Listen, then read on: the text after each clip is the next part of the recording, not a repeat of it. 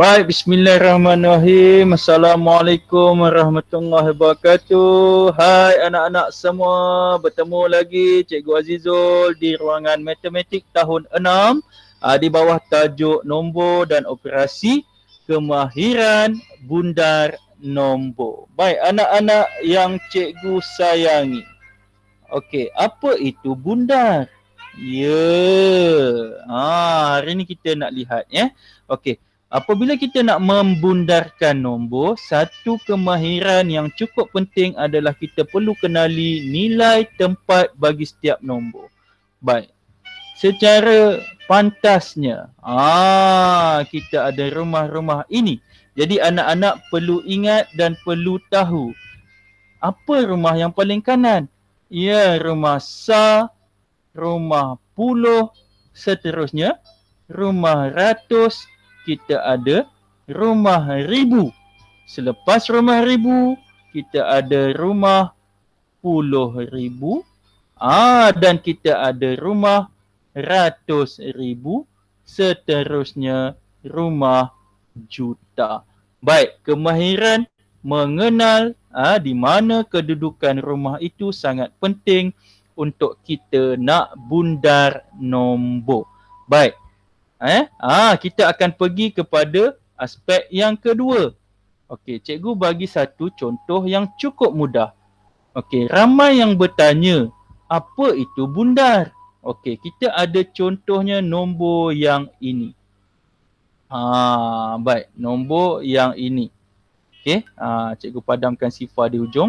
Cikgu letakkan nombor supaya awak lebih jelas. Okey, baik. Kita lihat. Sekarang kita nak bundarkan kepada puluh terdekat. Okey, baik. Apa maksud puluh terdekat?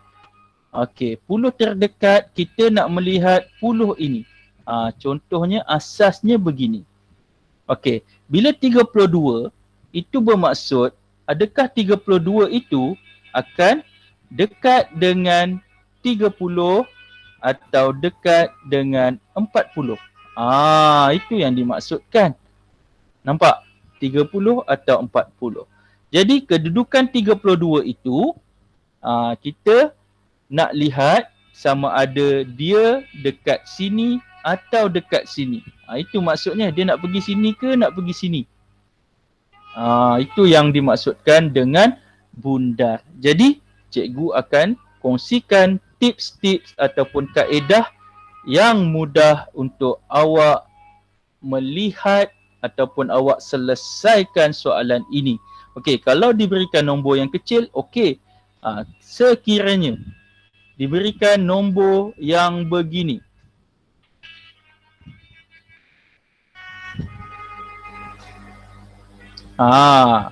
Bundarkan kepada ribu yang terdekat.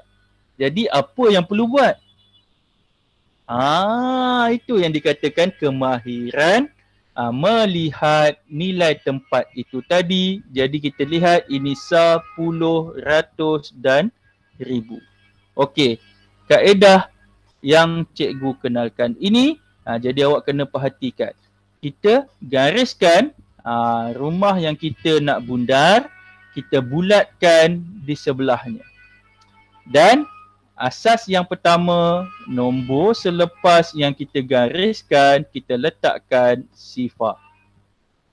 Okey, jadi kita nak melihat empat itu. Apa yang berlaku? Dan sebelum itu, untuk mengelakkan anak-anak membuat kesilapan, nombor yang sebelumnya kita kekalkan. Jadi yang akan berubah adalah nombor 4 itu. 4 tu nak jadi apa? Jadi perhatikan. Ada sebahagian guru yang menggunakan miskin kaya. Ada yang menggunakan lulus gagal. Okey, untuk cikgu nak supaya awak nampak ada bukit. Okey. Awak lihat, bukit ini mendaki sifar 1, 2, 3 dan 4. Dan seterusnya akan sampai ke puncak di 5. Turun bukit 6, 7, 8, 9. Jadi aspek yang paling penting awak kena tahu, apabila turun bukit kita akan tambah 1. Apabila naik bukit kita tambah sifar.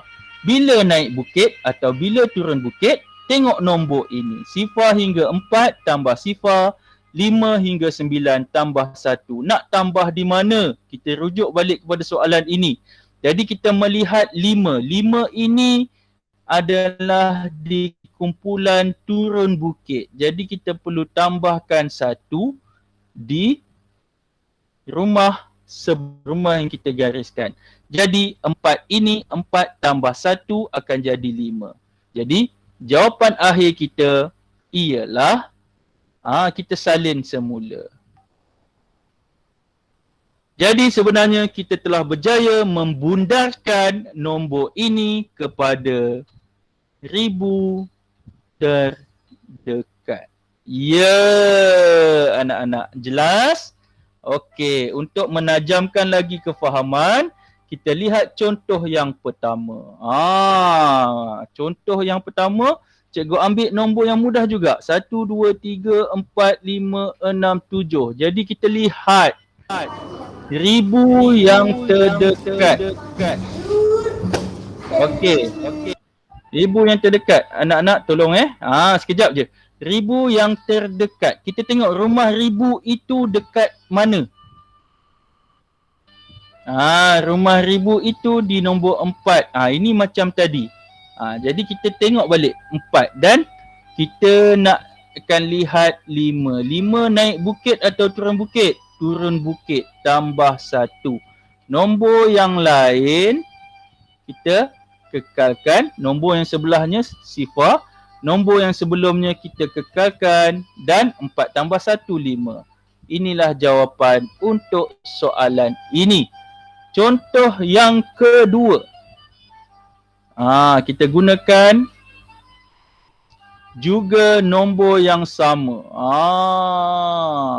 Okey. Jadi kita lihat 10,000 terdekat. 10,000. 10, ratus, 1000, 10,000. Gariskan. Dan bulatkan di sebelahnya. Jadi, dengan pantas, untuk mengelakkan kesilapan, kita letakkan sifar. Okey, 4. Naik bukit atau turun bukit? Fikirkan, pejamkan mata, bayangkan. 4 itu, naik bukit. Tambah apa? Tambah sifar. Tambahlah sifar. Jadi 3 tambah sifar akan jadi 3. Nombor selepasnya dikekalkan. Selepas pula. Nombor sebelumnya dikekalkan. Jadi jawapan akhir akan jadi 1,230,000. Untuk menajamkan lagi kefahaman, kita lihat contoh yang ini pula. Satu lagi contoh terakhir. Okey.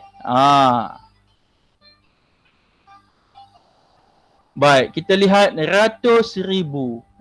Di mana kedudukan rumah 100,000?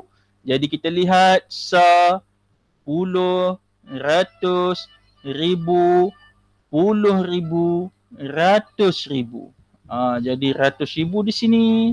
Bulatkan di sebelahnya.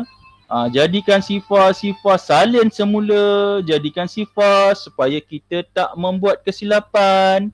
Jadi lihat 3. 3 naik atau turun bukit? Hebat. Naik bukit. Naik bukit tambah sifar. Jadi 2 tambah sifar, 2 kekalkan nombor sebelumnya. Jadi jawapan akhir akan jadi 1,200,000. Itu sahaja. Mudah bukan? Jadi anak-anak, untuk melihat sejauh mana kefahaman anak-anak semua, bolehlah cuba latihan ini. Pauskan sekejap dan salin di dalam buku. Okey. Soalannya ada 2 sahaja, tetapi untuk 2 nombor ini bundarkan kepada ribu, puluh ribu dan ratus ribu terdekat. Jadi selamat mencuba. Semoga kita bertemu lagi. Terima kasih daripada saya. Okey, lihat balik soalan ini. Sila buat ya. Sila cuba dan uji kefahaman anak-anak semua. Baik, jumpa lagi. Terima kasih daripada Cikgu Azizul. Assalamualaikum. Bye-bye.